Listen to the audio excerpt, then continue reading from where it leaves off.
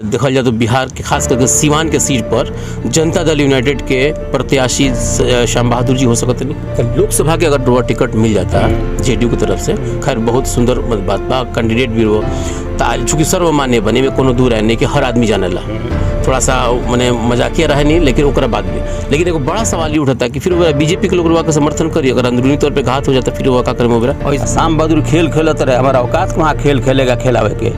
हम तो साहबदीन साहब रनिया ये दुनिया में तो हमने निर्दलीय दोनों भाई लड़नी सन, वहाँ से उनके पहले का लड़ाई शुरू भइल। डॉक्टर त्रिभुवन सिंह, हम साहबदीन साहब, पाल सिंह दुनिया में नहीं खन बेचारे, लेकिन हमने के लड़ाई एक संगे शुरू भइल। हमारा कौन से बात भी बात नहीं कर रहा निश्चित रूप से, वहाँ का विधायक भी रहल बनी, MP भी रहल बनी, सब लोग जय श्री राम कही तो लोग कहाँ जाई, निरपेक्ष राज्य बा देश बा, सब लोग अपना अपना हिसाब से बोले थी, हमारा ऊपर बहुत प्रक्रिया नहीं की। अब BA, BCom, BSc और MA, MCom करें विश्व की सबसे बड़ी यूनिवर्सिटी इग्नू से। सॉल्व असाइनमेंट और गाइड बुक्स प्राप्त करें। संपर्क करें Mahakal computers, DAV college gate के सामने, सिवान।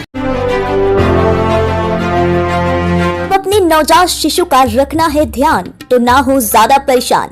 आज ही पहुँचे SS maternity and child care, Delhi के सफदरगंज अस्पताल में अनुभव प्राप्त डॉक्टर सदर आलम से मिले। पता है DN श्रीवास्तव वाली गली, अस्पताल रोड, सिवान। देश के सियासत से बिहार के सियासत बहुत अलग रहेला। ये से कि दुनिया में देश में का होता एक प्रभाव तो सबके पास रहेला, लेकिन बहुत कुछ ऐसा बा खास करके बिहार के माटी में जौना के प्रेम सद्भाव और मोहब्बत कहल जाला। आज हम जब भाषा अपन इस्तेमाल कर देनी खास करके भोजपुरी के, तो वह सब जान सकतनी कि हमारे साथ कौन गेस्ट हो सकतनी। ऐसे कि जब भी बिहार के एगो चर्चित विधायक पूर्व श्याम बहादुर जी जब आवे नहीं हमनी के माइक पर, तो हमनी के भाषा खुद ब खुद बदल जाला भोजपुरी में आवे खातिर। ऐसे कि यहाँ के माटी से जुड़ल विधायक रहल बनी, आ जवना हिसाब से यहाँ के अपन शैली होला, लोग के बहुत ज़्यादा प्रभाव भी पड़ेला ऊपर। लेकिन जौन हिसाब से अभी देश की राजनीति चलता और हमरा सिवान के जो वर्तमान जो व्यवस्था बा, ये व्यवस्था के हर आदमी सराहेला, अच्छा होला, लेकिन एमे कहीं ना कहीं कोनो ऐसा बात विवाद आ जाला कि हर आदमी के प्रतिक्रिया और क्रिया सोचे के और देखे के पड़ जाला। हमारे साथे विधायक जी बारी, पूर्व विधायक हम यहाँ के, तो जो आज के वर्तमान स्थिति बा यहाँ के हम कुछ जाने के चाहें। रउआ लोग के जो सवाल बा यहाँ से हम पूछे कि का रउआ लोग के का मैनिफेस्टो बा, खास करके जेडीयू के का विचारधारा बा, और ओकरा बाद जौन हिसाब से जो बयानबाजी चल रहा बा उ का जेडीयू के सेट करता कि नहीं करत। तो सबसे पहले तो विधायक जी स्वागत बा और हमारा चैनल यस24 न्यूज़ पे हमरो तरफ से चैनल का स्वागत बा। विधायक जी सबसे पहला हमारा सवाल बा कि राउर पार्टी के विचारधारा का बा, सेकुलरिज्म बा आकि सांप्रदायिक बा? पहले ही सवाल दी। सेकुलर पार्टी हमारा, हमारे मुख्यमंत्री जी सेकुलर रही, वही पर वहाँ का विश्वास करीले। अब जहाँ तक कि कमल के सवाल बा, कुछ लोग बोलता, लेकिन हम जवाब देती कब कि बात कविता जी कहती तब, सांसद बड़ी हमारे दल में बड़ी। अब अजय भाई कब का बोली हैं ऊपर बहुत हमारा क्रिया प्रतिक्रिया नहीं है। लेकिन एगो बात बा विधायक जी, सवाल एगो बार बार उठेला कि रउआ लोग की जो पार्टी, हालांकि मुख्यमंत्री के बाद दुनिया में बहुत बात विवाद भइल, खास करके अजान के लेके होता, हनुमान चालीसा के लेके होता, यहाँ तक लेके हिजाब के मामला ही भइल। तो मुख्यमंत्री जी सीधा कहने की देखिए, हमारे देश में खास करके बिहार में सभी को अपने अपने धर्म को अपने हिसाब से पालने का आग्रह है, अनुमति है, सब लोग करता है। तो फिर वहाँ के एगो सांसद पति इस तरह के बात काहे करनी, अगर इसे क्या मकसद निकलता? अब सांसद पति वहाँ का बानी कि काहे वहाँ का बोलता नहीं, अभी बड़ सवाल बा, और वो उनको से पूछे। कविता जी बोलती, सांसद हमार लोकप्रिय सांसद कविता जी बोलती, तो हम कुछ जवाब देती, चाहे कुछ सुझाव देती, कुछ कहती। तो रुआ लोग के पार्टी में कहे का मतलब अनुशासन बा कि ना? तो अगर अनुशासन बाटे तो पार्टी के जोन भी कार्यकर्ता होला, अगर पार्टी के मैनिफेस्टो से ओकरा विचारधारा से अलग होत करके कोनो काम करेला तो ऊपर कार्रवाई होला। तो यहाँ लोग भी तो जेडीयू में बानी, तो फिर कार्रवाई के बारे में कभी वाला सोचे नहीं? अब अजय भाई जेडीयू में बानी कि ना ये हम नहीं जानत। कविता जी हमारा दल में बानी, हमारा दिल में बानी, उनमें कोई कन्फ्यूजन नहीं के। तो भाई बड़ा बात कह देनी कि वहाँ के दल में बानी कि ना, लिखल जाला जेडीयू नेता। हाँ, लेकिन हमारा ऊपर बहुत विश्वास नहीं है। विश्वास नहीं किया ना, विचारधारा दूगो बात, जेडीयू वहाँ के लिखे बात सही है। कविता जी सांसद हमारा बाड़ी, निश्चित रूप से वही आधार पर भाई लिखेलन, लेकिन वो बहुत बात में दम नहीं है, कमी न वाला ये सब बात बतियावल। सब लोग जय श्री राम कही तो लोग कहाँ जाई, धर्मनिरपेक्ष राज्य बा, देश बा, ये सब लोग अपना अपना हिसाब से बोलता बोलती, हमारा ऊपर बहुत प्रक्रिया नहीं है। अच्छा, इरफान के राजनीति में अक्सर शहाबुद्दीन के नाम आवेला, अक्सर उनका परिवार के नाम का ये होला, जैसे ओम प्रकाश जी भी कहीं ना कहीं टारगेट करी शहाबुद्दीन जी के, इहो के टारगेट करनी नहीं, लेकिन यहाँ का टारगेट शहाबुद्दीन जी करत करत साथ साथ पूरे मुस्लिम समुदाय के करे लगनी, तो ये कहाँ तक उचित बाटे और कहाँ तक सही बाटे? ओम प्रकाश भाई सांसद रहल बनी, निश्चित रूप से सांसद रहल बनी। अब वहाँ का कहता नहीं, हारला के बाद कबू बड़ाई करी ले, कबू शिकायत करी ले। शुरू से लड़ाई हमने का वही परिवार से शुरू भइल, राजनीति और हमने के उनका झंझट फसाद कबू नहीं है भइल, व्यक्तिगत ना रह कुछ ना कुछ व्यक्तिगत ना रहल। आज तो दुनिया में नहीं खन बेचारे, लेकिन आज वो परिवार के प्रति हमारा सिंपैथी बा, बा जरूर बा। लेकिन भाई जदर कहते रहे कि फंसावल गइल बा केहू के, तो हमारा राज्य में तो ना फंसावे वाला बात बा ना केहू के बचावे वाला बात बा। प्रशासनिक जांच चलता, निश्चित रूप से दूध के दूध और पानी के पानी हुई। ये सवाल तो हम लोग से पूछे, लेकिन अभी सवाल पूछनी है कि बार बार लोग टारगेट करेला शहाबुद्दीन परिवार के, चूँकि हम देख ले बने कई बार वर्तमान जो सांसद पति बने चुनाव के समय भी बिकॉज के ओसामा के और रिहाना साहब के पाकिस्तान भेज दिल जी हारला के बाद, वहाँ के बड़ा वायरल भी रहा। अब फिर जो एक बार विवाद कर देने तो कम से कम मुस्लिम समुदाय के लोग के बड़ा ठेस पहुँचल बा, खास करके अजान के विवाद में, कि यहाँ के ऐसा सेकुलर पार्टी के किसी नेता को ऐसा नहीं बोलना चाहिए। तो इसमें आपका क्या राय है? निश्चित रूप से भावना के ठेस पहुँचावल बा, अगर केहू बोलल बा तो निश्चित रूप से वो जमात के लोग, वो दल के लोग निंदा करे के चाहिए। हमू निंदा करता नहीं, ये शब्द के प्रयोग ना होके चाहिए राजनीति में। अब रुआ बताइए को बात कि जैसे कि हई जो MLC चुनाव के बाद रईस खान जी को जोन भी मामला आयल है बेरा, तो इसमें सारा लोग ये कहता कि ये सारा चीज़ के खेल जोन बा कि पूर्व विधायक श्याम बहादुर जी करतनी, उहे के सारा इशारा पर काम चल रहा बा, उहे के इशारा पर रईस खान भी चलतनी, आ उहे के इशारा पर सारा गेम खेलल गई है। लोग के मैंने सोच बटे एमे रुआ का कहतनी? एमे कहीं कोनो दम नहीं है, भगवान साक्षी बाड़न कि केकर साजिश बा केकर नहीं है। निश्चित रूप से समय आई, मुझे बोला नहीं पहले, फिर कहता नहीं कि समय आई तो सब बातचीत हुई, हिसाब किताब हुई कि का कैले बा नहीं है कैले। निश्चित रूप से सब लोग जानता। आ श्याम बहादुर खेल खेलते रहे, हमारा औकात कहाँ खेल खेलेगा खेलावे के। हम तो साहबदीन साहब रनिया ये दुनिया में तो हमने निर्दलीय दोनों भाई लड़नी सन, वहाँ से हमने पहले लड़ाई शुरू भइल। डॉक्टर त्रिभुवन सिंह, हम, साहबदीन साहब, पाल सिंह दुनिया में नहीं खन बेचारे, लेकिन हमने के लड़ाई एक संगे शुरू भइल। हमारा कहीं से बात नहीं कर रहा। निश्चित रूप से वहाँ का विधायक भी रहल बनी, MP भी रहल बनी। अच्छा, तो विधायक जी फिर मामला काहे बढ़ल जाता है? लोग कहेला कि मैंने एक सारा गेम श्याम बहादुर जी करते नहीं, तो ये बात काहे आखिर आ गई? ये जमात के राजनीति शुरू से साहबदीन साहब के लोग कैले बा, वहाँ का कैले बनी। आज वो सामाजिक भी करता रहे, हिना साहब भी करता नहीं। कहीं ना कहीं राजनीति सोच बा, न तो पहले तो नहीं तो हकार में भेंट ना होता रहा। अब तो सब करी जितना लगन में काट जाता सब लोग से मिलत जुलत बा लोग अपन, वो लोग का सोच बा। हमरा तरफ से बधाई बा वो लोग भाई कम से कम सूझबूझ हो जाओ। और भाई गाड़ी ये से बढ़ी तो ये जनहित में नहीं है आ ना वो लोग के हित में बा। अच्छा, एक और बात, बाकी चुनाव मतलब जब बीतल हटे MLC चुनाव, ओकरा बाद वो अंडरग्राउंड हो गए नहीं है, माइक पर ना उतर नहीं। हमारा बुझाते कि पहला बार वो माइक पर आयल बनी, तो एमें का लागत है कि सही में वो अंडरग्राउंड नहीं है कि हारला के दुख रहला कि कोनो और बात रहला? हारला के तो दुख बा, निश्चित रूप से हारला के दुख बा। अंडरग्राउंड ना रहनी हम, हमारा से ज़्यादा केहू ना घूमेला। आ देखनी पिठिया तो भेट भइल तो रात नहीं पर रही तेल रही बुझी गाड़ी में हमारा सफिशेंट, तो हम सुस्ताई लेना घूमिल। विधायकों के तेल की कमी होता है। विधायक रहल बानी जरूर, हमार खाता खतिया 3 पुहत के जांच हो जाओ कि क रुपया बैंक में बा, क रुपया बैंक में कब रहल बा, ये सब कुछ ना।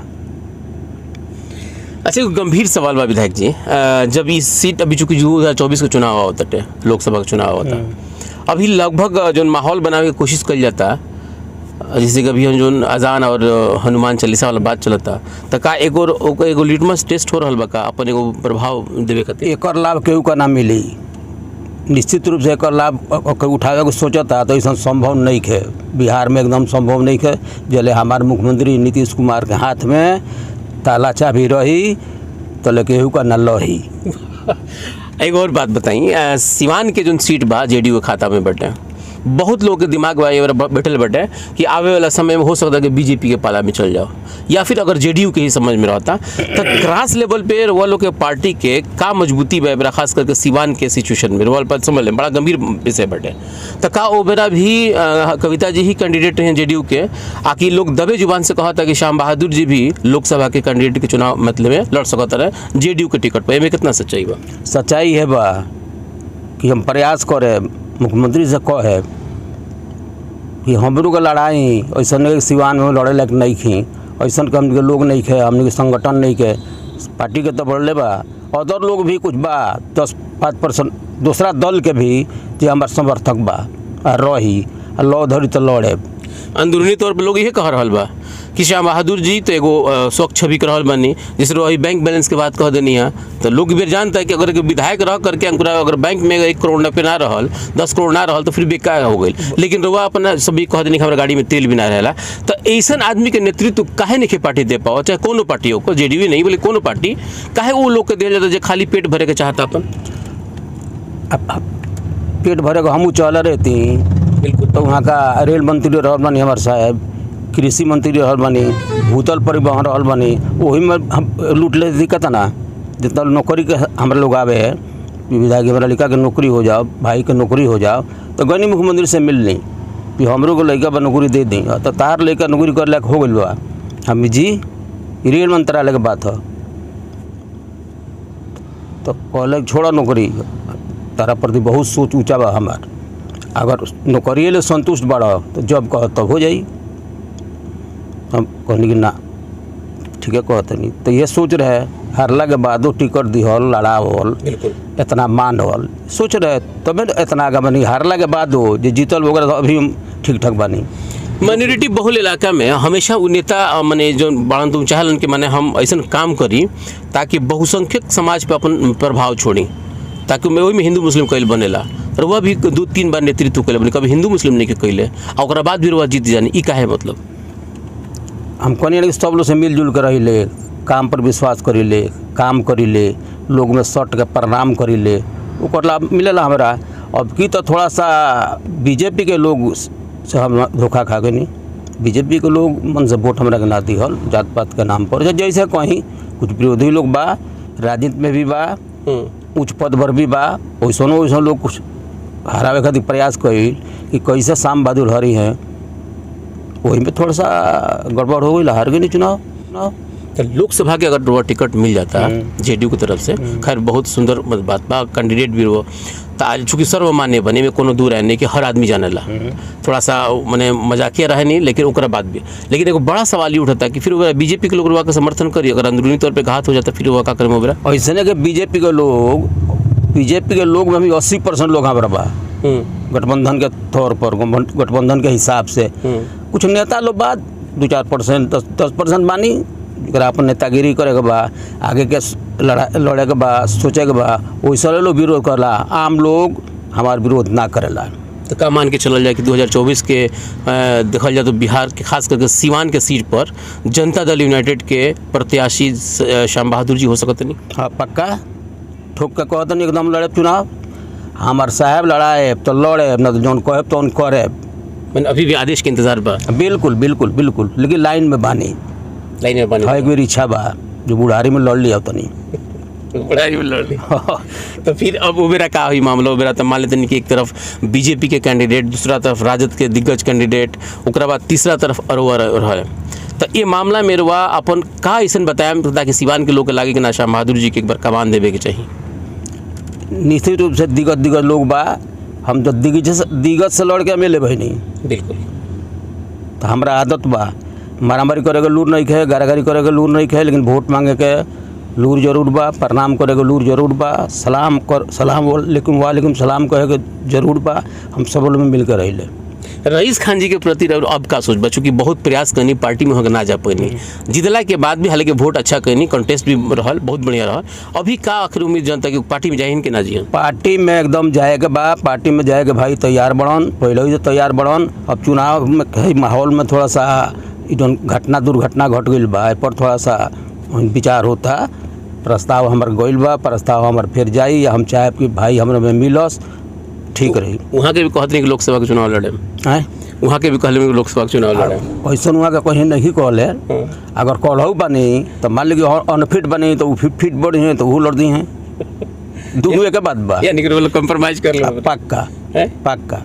अगर वहाँ के टिकट मिला तो वो सपोर्ट करें, ठोक के हैं? एकदम सीना अगर रवा के मिला तो खैर वहाँ के तो बढ़ ले। हाँ भाई हमारी मदद करी हैं, बात भैल हमने के। अच्छा, मुस्लिम वोट के ऊपर क्या हालत रही है? मुस्लिम वोट के क्या हालत? मुस्लिम वो तो 80% टूट के चल गए खान साहब के संगे, उनको लोग टूट के चल गए, 90% मान के खान साहब के संगे। अब मैंने पूंजी कहाँ रह गई बा, यानी कुछ नहीं करो। जेडीयू के पूंजी बट राजद के पूंजी रहल ना हमने के तो बढ़ले बा, हमने के तो पूंजी बढ़ले बा, लेकिन राजद के लोग भी दिल से उनकर समर्थन करता, संगे रहता, तो हमारा पाका पकी विश्वास बा कि राजद में बहुत अब दम नहीं रह गई, और वो परिवार में बहुत अब दम नहीं रह गई जो लड़े के सोचता। अब आरजेडी में और के लड़ता हम नहीं जानत।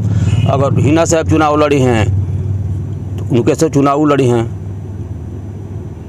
बिल्कुल। अच्छा, एक आखिरी सवाल बा, जिससे बिहार के जो समीकरण बा, खास करके जो राजद वर्सेस ये जेडीयू, तो जेडीयू में बहुत सारा मुस्लिम वोट अब धीरे धीरे कन्वर्ट हो रहा बा। लोग देखल कि मुख्यमंत्री नीतीश कुमार मुस्लिम खातिर बहुत काम करनी, ग्रास लेवल पे काम करनी। इस चुनाव में थोड़ा सा गलती हो गई, मुस्लिम लोग कहला कि हम के पास तजावा रहेला कि सीट घट गई, लेकिन एकर का फायदा रहा 2024 में मिली का?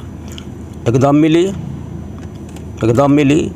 पार्टी हमारा और मजबूत हुई, 10 गो लोग जुटता, ओकरा के हमने जोड़ता नहीं। हमने में तो हिंदू मुसलमान के बीमारी बाना, हमारा मुख्यमंत्री काम ना करी ले, वहाँ के विकास विकास विकास यही में लागल में वहाँ के।